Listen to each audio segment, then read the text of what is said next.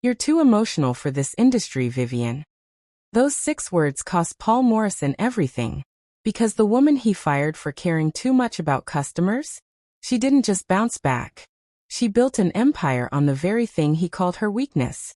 And now, 5 years later, Paul's billion-dollar company is bleeding clients faster than a sinking ship, while Vivian Riss sits in a penthouse office, watching his empire crumble one stolen client at a time. This is the story of how empathy became the most profitable weapon in Silicon Valley. And trust me, by the end of this, you'll never look at professionalism the same way again. But before we dive into how Vivian dismantled Paul's legacy piece by piece, do me a favor, smash that like button and subscribe. This is a revenge story for the ages, and you won't want to miss a single detail. Hit that notification bell too, because stories like this, they're exactly why this channel exists. Now let's rewind to where it all began. 5 years ago, Vivian Riss was on top of the world. At 32 years old, she was the head of customer success at TechVance, one of Silicon Valley's fastest-growing SaaS companies. And when I say she was good at her job, I mean she was exceptional. Vivian had a 98% client retention rate. Unheard of in an industry where companies ghost you the second your credit card declines. But here's what made Vivian different. She actually cared. I know. In today's world, that sounds almost naive, right? But Vivian didn't see customers as dollar signs or subscription renewals. She saw them as people. Real people with real problems who trusted TechVance to make their lives easier. She remembered birthdays. She followed up on personal conversations. When a client's small business was struggling, Vivian would hop on a call at midnight if that's what it took to help them troubleshoot. She built relationships, not transactions. And her clients? They loved her for it. But there was one person who didn't appreciate Vivian's approach. Paul Morrison, the CEO and founder of TechVance. Paul was your textbook Silicon Valley bro, 38, Stanford MBA, venture capital darling.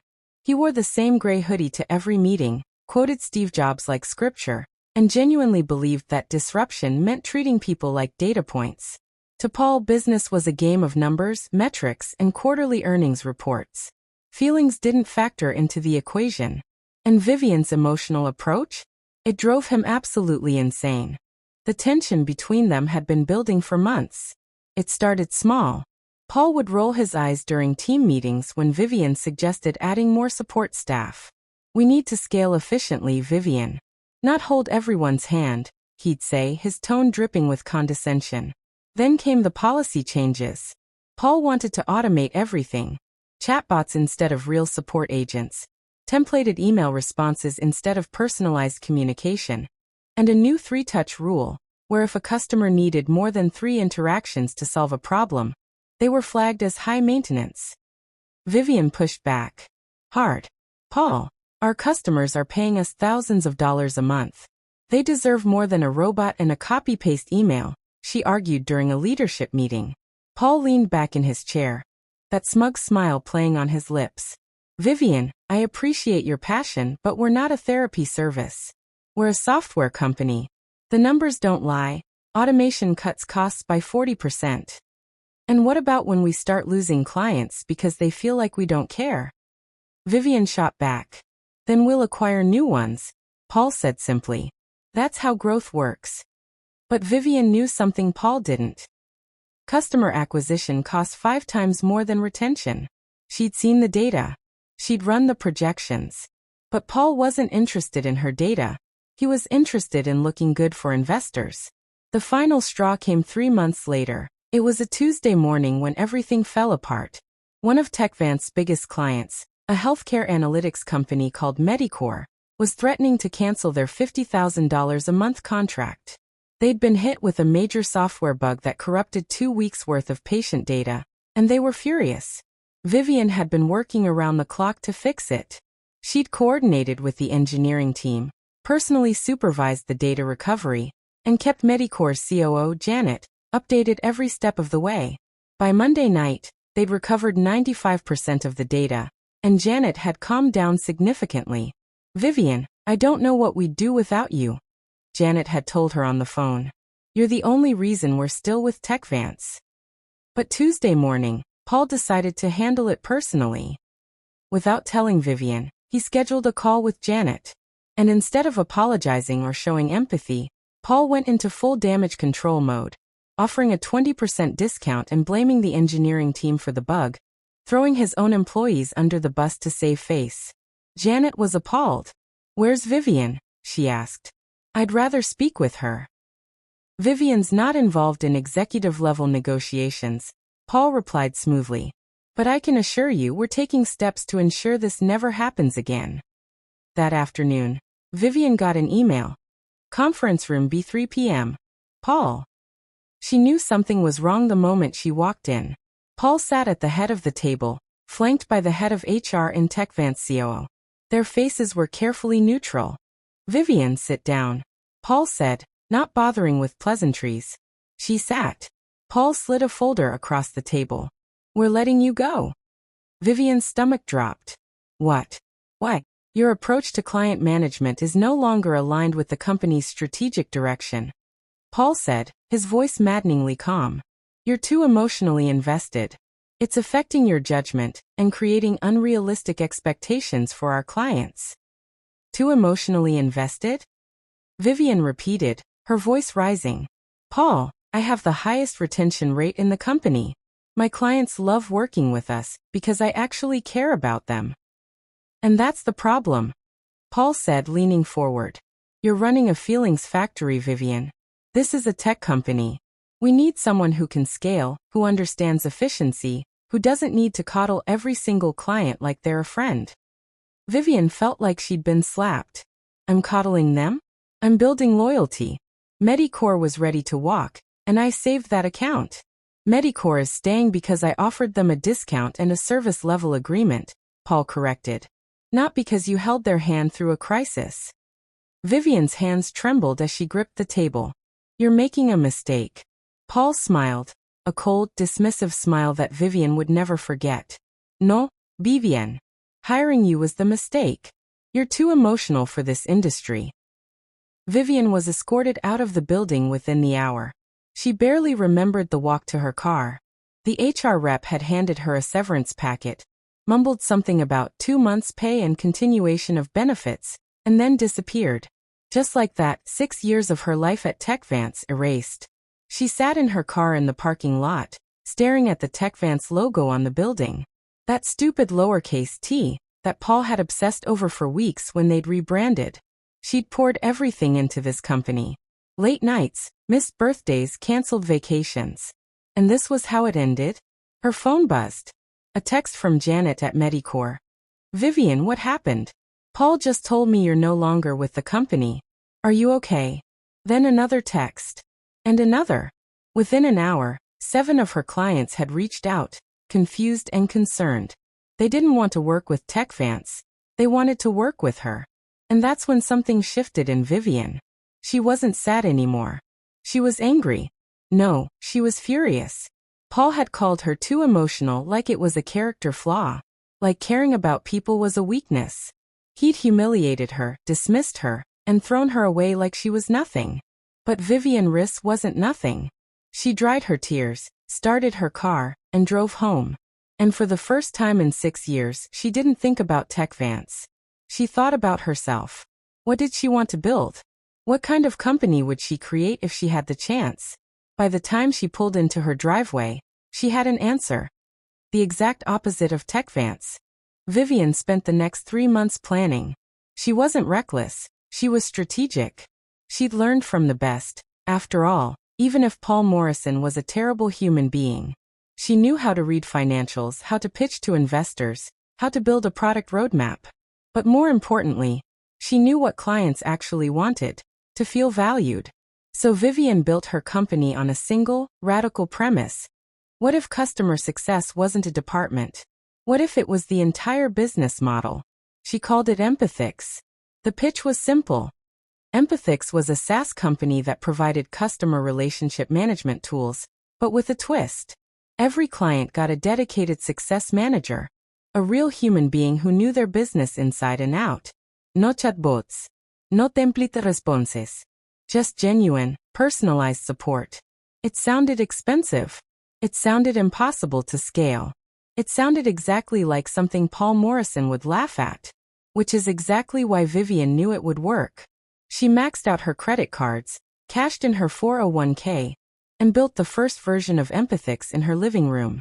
She coded late into the night, surviving on coffee and spite. And when the beta version was ready, she reached out to the one person she knew would listen.